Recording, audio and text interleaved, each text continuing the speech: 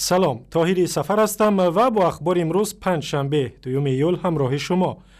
یک دادگاه شهر دوشنبه قادرجان سعیشریفov ساکن ناحیه بخش را با گناه همکاری با یک شبکه تروریستی به 4 سال زندان محکوم کرد. در دادگاه ناحیه اسماعیل سامانی روز دوم ایول به رادیو آزادی گفتند قادرجان سعیشریفov با مقصد آموختن شیوه‌های جنگ در یک تمرینگاه تندروان اسلامی به یک منطقه قبیله‌نشین پاکستان رفته است و با شبکه حقانی که سازمان تروریستی است همکاری کرده است.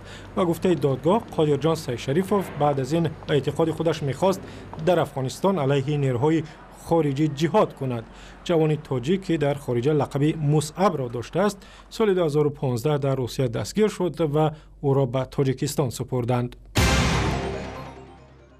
شاهدان عینی میگویند مرزبانان ازبکستان دو جوان تاجیک را در خاک تاجیکستان دستگیر کردند و به کشوری همسایه بردند.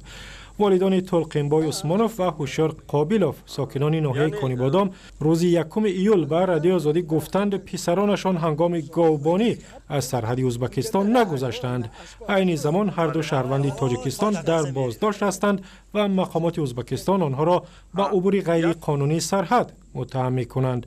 پدر تلقینبای میگوید شرایط نگهداشت پسرش در شفاخانه بشریق فرغانه خوب نیست.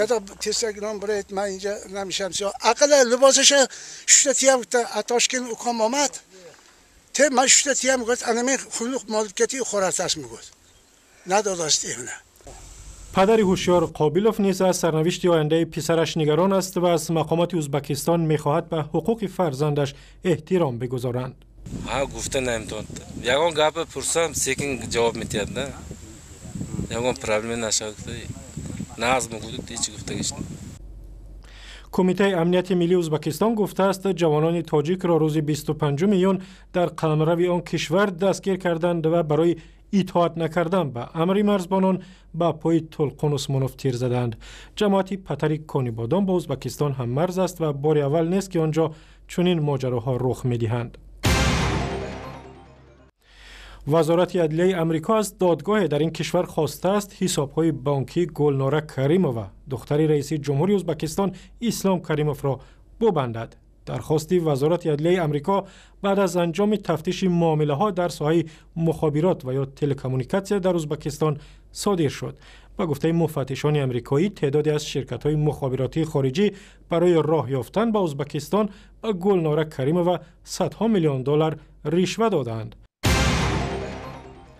مقامات فرودگاه شهر دوشنبه روز دوم ایول گفتند با وجود گرمی طاقت فرسا که در تاجیکستان حکم فرماست جدول پرواز و فرود هواپیماها در فرودگاه بزرگترین کشور تغییر نیافته است.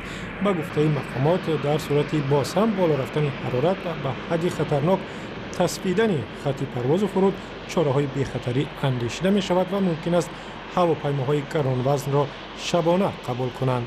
فعالیت فرودگاه به ممانعت است، یعنی اون در جدول پرواز هر چقدر ریس‌هایی که نشان داده شده بود یا که ریس‌های چارتری که در نظر گرفته شده است اونها به ممانعت پرواز دارند و فرود آماده شدن طرزی که ما با شما دیدیم.